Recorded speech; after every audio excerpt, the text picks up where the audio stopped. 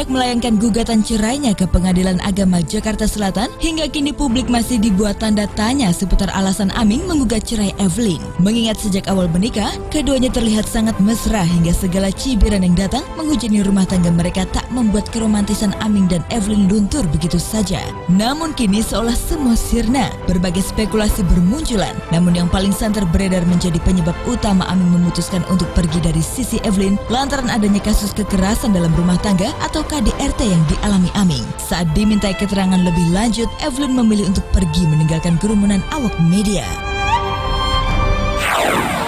Ada KDRT apa sih? Nggak ada. Oke. Semua kuasa hukum saya yang bisa ngejelasin.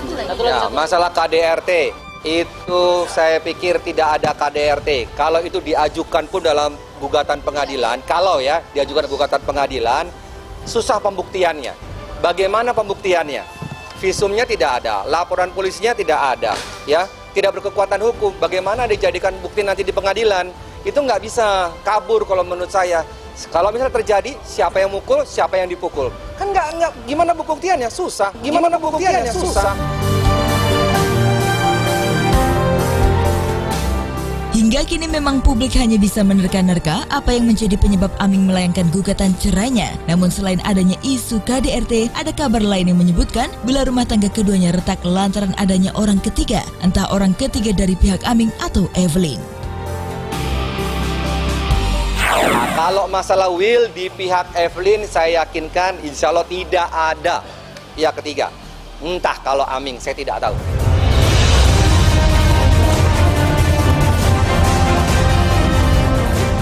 Sejak awal melayangkan gugatan cerainya, seolah Aming ditelan bumi dan tak pernah muncul memberikan statementnya seperti sang istri. Namun dari foto-foto yang tersebar di media sosial, para sahabat dekat Aming justru menanggapi kasus perceraian ini dengan berbeda. Jika Evelyn berderai air mata seolah tak ingin terjadi perpisahan, hal sebaliknya justru tak terlihat di wajah pria 36 tahun itu, di mana di beberapa foto justru menunjukkan Aming yang terlihat sangat bahagia dan lepas akan beban. Hal itu pun dibenarkan sahabat-sahabat Aming, salah satunya di akun Instagram Edric Chandra. Ya, tak bisa dipungkiri, sejak kabar perceraian ini tersebar luas, Evelyn seakan menjadi pusat perhatian dan wajahnya hampir setiap hari warawiri di berbagai program televisi dengan menjadi bintang tamu di acara-acara talk show. Namun karena adanya masalah ini pula, tak hanya air mata yang terus membasahi pipi Evelyn, tapi juga ia dikabarkan sempat ingin mengakhiri hidupnya. Lantas, apakah benar kabar tersebut? Ini bukan masalah job loh, ini masalah dia berusaha menghibur diri. Dalam kesedihan ini saya bilang udahlah kamu cari kegiatan, daripada kamu nangis-nangis di rumah memikirkan hal seperti kayak gini, udahlah lebih bagus carilah kegiatan. Bukan job loh, kegiatan mengisi waktu.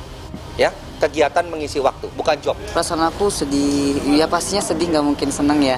Cuman ya mau gimana lagi, sekarang yang ada di depan mata harus saya jalanin kan. Kayak untuk selanjutnya saya semuanya udah saya serahin ke kuasa hukum saya. Oh, masalah gunting percobaan bunuh diri itu tidak ada, ya. Kabur itu berita burung, ya. Saya sudah klarifikasi tadi kepada Evelyn. Saya klarifikasi lagi kepada Devi pengacaranya, tidak ada. Jadi gunting itu kabur.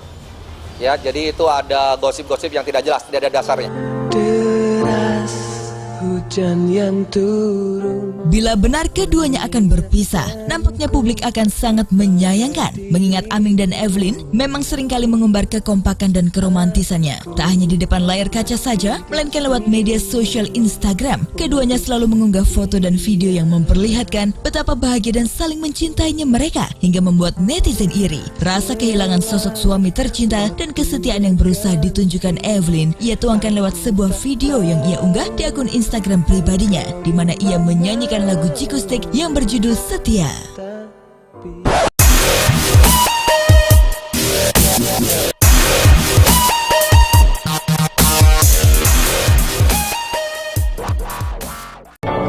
Wajah sumringah terpancar dari pasangan Ussy Sulistyawati dan sang suami Andika Pratama yang dikaruniai bayi perempuan lagi. Ussy yang melewati persalinan dengan bantuan operasi sesar itu mengaku sebenarnya begitu berharap bisa melahirkan dengan normal kali ini. Ussy yang sebelumnya melahirkan secara normal sempat mengalami rasa takut menjalani operasi. Kondisi itu terjadi karena sejak Sabtu pagi, pembukaan yang dirasa pelantun klik ini tidak mengalami peningkatan hingga pada sore hari ia mengalami pendarahan. Akhirnya, dokter yang menanganinya pun memutuskan agar menempuh jalur operasi untuk menyelamatkan ibu serta janinnya. Kemudian bayi dengan berat 3,57 kg dan panjang 50 cm itu lahir pada hari Sabtu sekitar pukul 18.19 waktu Indonesia Barat di sebuah rumah sakit kawasan Pondok Indah, Jakarta Selatan. Jam 8 pagi kita masuk rumah sakit, masuk sini langsung ke ruangan bersalin tuh induksi, udah diinduksi, udah mulai kontraksi ya Bu ya?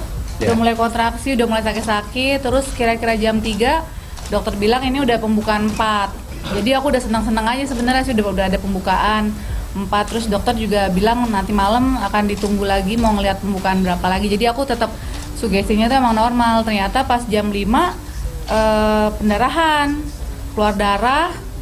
Nah dokter udah pulang tuh, dokter udah jalan pulang. Dia telepon lagi kata dokter harus operasi. Jadi jam 6 itu langsung operasi. Nggak ada kesiapan mental aku karena aku takut banget sebenarnya untuk operasi. Jadi ya udah dengan sangat terpaksa, Bismillah kemarin masuklah tuh ruangan operasi gitu. Makanya sekarang agak-agak ringkih ini karena aku belum pernah dan nggak punya kesiapan mental untuk operasi, jadi sakit banget sih sebenarnya gitu. Yang kenceng dong? Yang kenceng. Seva, Elmira, Lorenia. Artinya Seva itu yang pilih Usi, artinya cantik dan mempesona ya. Kalau Elmira itu wanita yang dari keluarga baik-baik dan punya martabat tinggi. Terus Lorenia itu awalnya kita cari karena sekarang kan lagi musim hujan.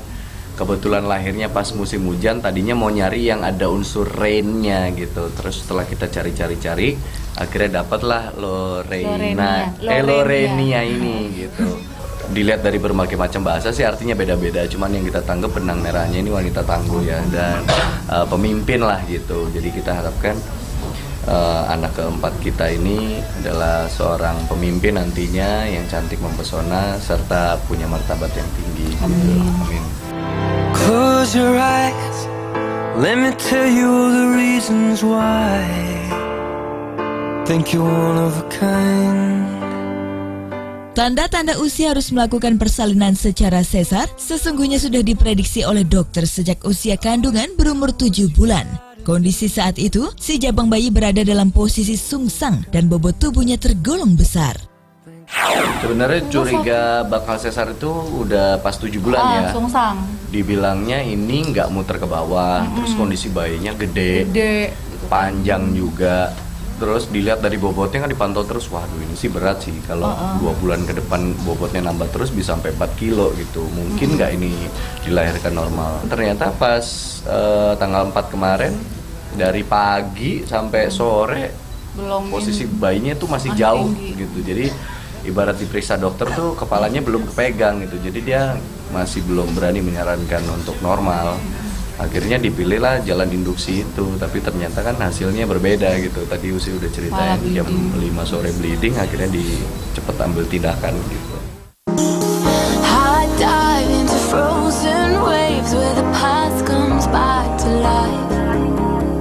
Tak disangkal Andika, untuk kelahiran istrinya kali ini ia melihat ada sesuatu yang berbeda. Usi yang biasanya tenang jelang melahirkan, kali ini terlihat khawatir. Entah mengapa pula, demi menyaksikan Usi yang terbaring lemah jelang detik-detik operasi sesar, membuatnya tegar dan berani mendampingi sang istri menghadapi persalinannya. Ini pengalaman sesar Usi pertama dan pengalaman saya juga pertama nyaksiin gitu gimana prosesnya.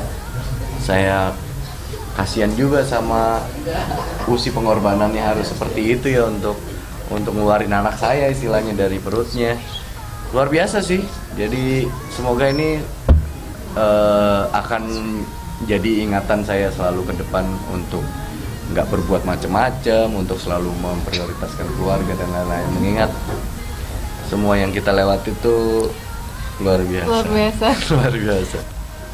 Dibilang panik, udah panik, stres, udah stres. Makanya ngelihat dianya juga santai, ya aku juga berusaha santai, cuma ngatin mata dia.